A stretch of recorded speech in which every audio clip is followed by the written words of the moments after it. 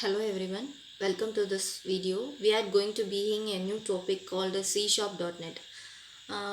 Basically, C Sharp.net is a very wonderful tool for the creating a various types of application such as Windows application, web application, mobile application, and many more .NET frameworks provide you to use several languages inside it. And C Sharp is one of them. In this video, we will get the introduction of the C Sharp.net along with some basic idea of what this programming language all about, and along with that we will see some more features of a C Sharp .NET in coming videos. We will see some more technical concept which will help us to create a program and application applications. But before continuing with the C Sharp.net, make sure you have good knowledge of the .NET framework. At least its component like JIT, CTL, and CLS, and compilation process. We have a separate series for .NET framework. We are going to cover a very important part and very basic part of any programming language, that is the data types. Whenever I said something like data type, that is simply means which type of data I am going to process, like whether it is numeric value, a string, character, boolean, or maybe any user defined data type. So here, whenever you will working with the C sharp, it is a strongly typed language. Um, so whenever you are going to process anything, any data, you must know it is type.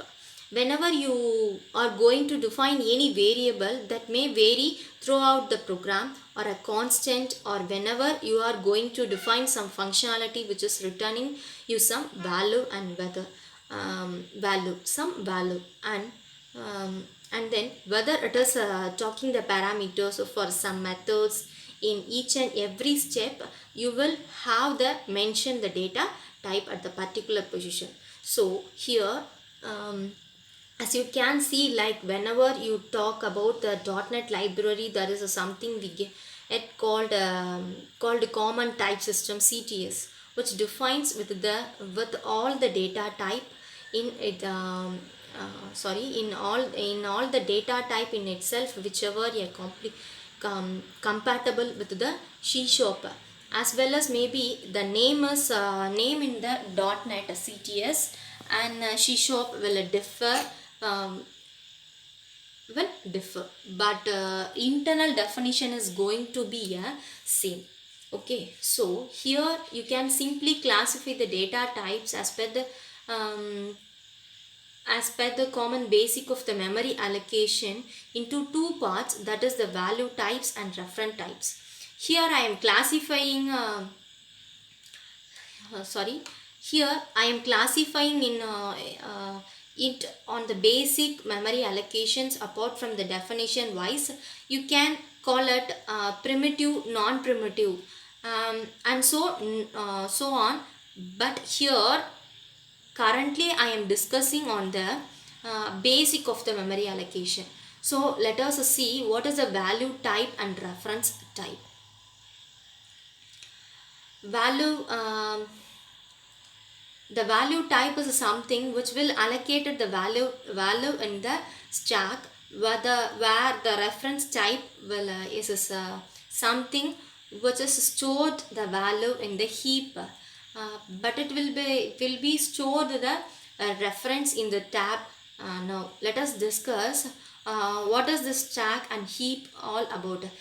Just imagine. So the basically, if I said like this, the area you are going your program, where your program is going to allocate the memory. So let us classify it into the two parts, or I should actually classify it into one only part, that is the stack. The stack is a main area which is responsible for all the memory allocation in your program. Whether whenever your main method or any other method will get loaded in Win, also be loaded in this stack only. and whenever you will define any variable, it allocated the memory in the stack. Let's take an example. Let's say I define a variable int a, so it will be definitely allocated the some area. How much? How um, let's say here it will take 4 bytes, um, 4 bytes. So what will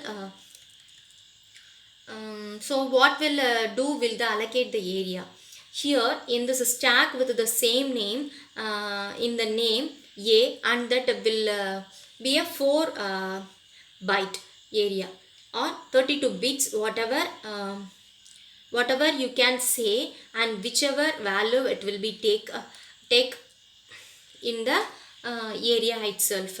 Like if you say in the int a is equal to 10, that simply means 10 will be here in this zone. But if I will talk about the reference type, then let's say string is one of the data type, which is of reference type. Let's say I assign any value inside in the indeed double quotes. So what will happen, this yes will allocate the memory in this stack.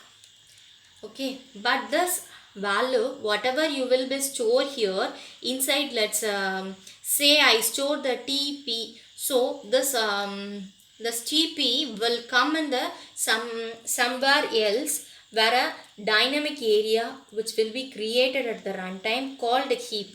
It will not be there from the very beginning this area. I just to imagine it like that, but heap will be in action whenever it's required for this. Okay, so this tp is the value will come to get and stored here. And what will be in this, it will store the reference of this particular point. So what will be happen means, what is the benefit of that in the background?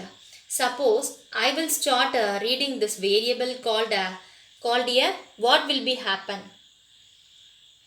I set stock in this major area where you will allocate the memory. So all the fetching will be started from this stack itself. So I will come here in this stack in the programmable area which is being occupied by the your program. We will come here, we will find, and we will get a value, let us say 10, and we will print that, or we will do any operations. But in the case I want to go for this string yes, let's saying string yes is equal to tp. What will happen again? We will start doing the searching from the stack only, but we will not get any value there.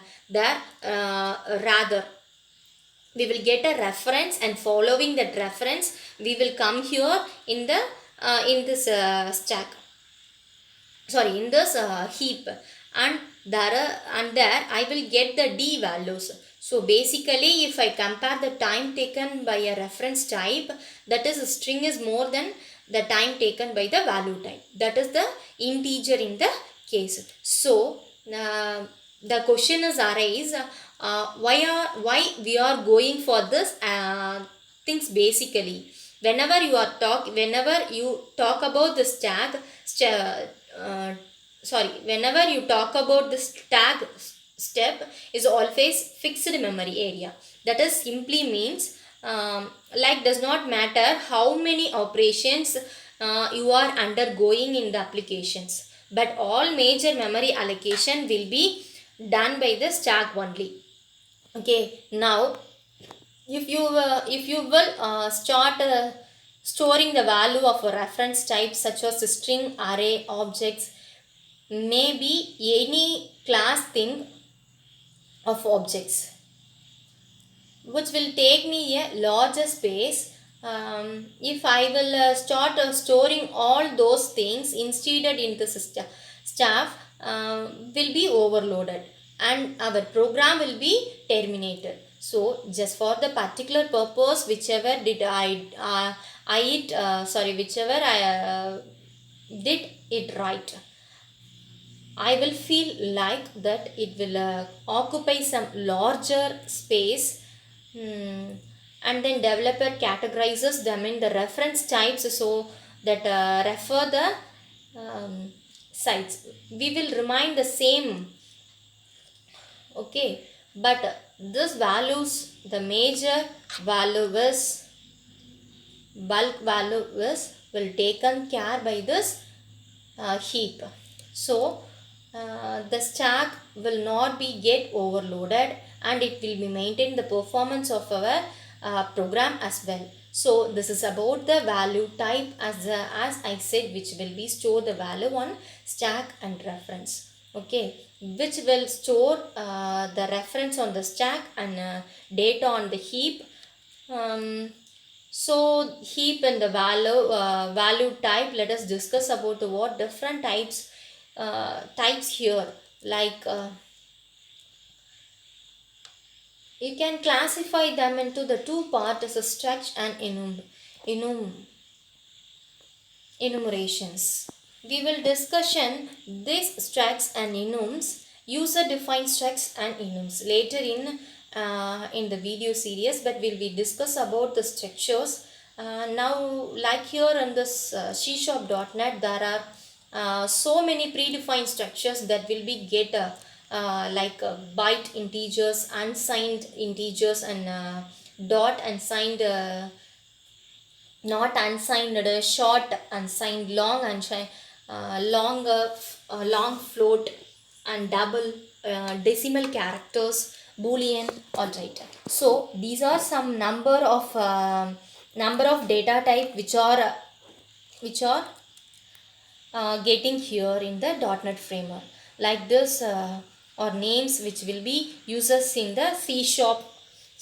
But in the .NET framework, like in the CTS, what are the names for what are the names? For example, if I will say int in the .NET framework, in the system namespace, we will get a structure called int 32, and all data types here are written the case sensitive, and written in the case sensitive, and here is the size allocations by each data type, since they have the static memory allocation.